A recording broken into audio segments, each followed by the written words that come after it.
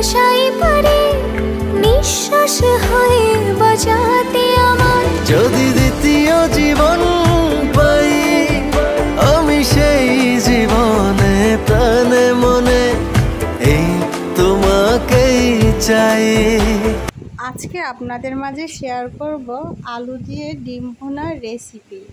চলুন তাহলে সম্পূর্ণ রান্নাটা দেখে নিই। তো আমি 3টা ডিম সিদ্ধ করে নিয়ে ভালোভাবে পরিষ্কার করে নিয়ে তেলে হালকা ভেজে নিলাম।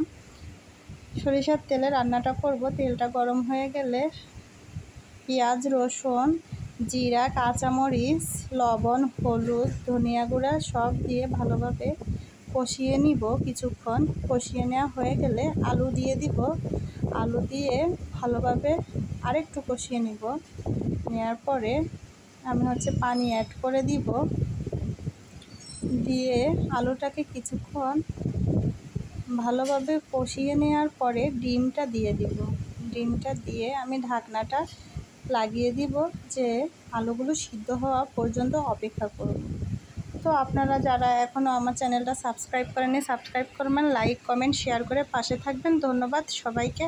আর আমার রান্নাটা কেমন হয়েছে কমেন্ট করে জানাবেন। আসসালামু আলাইকুম।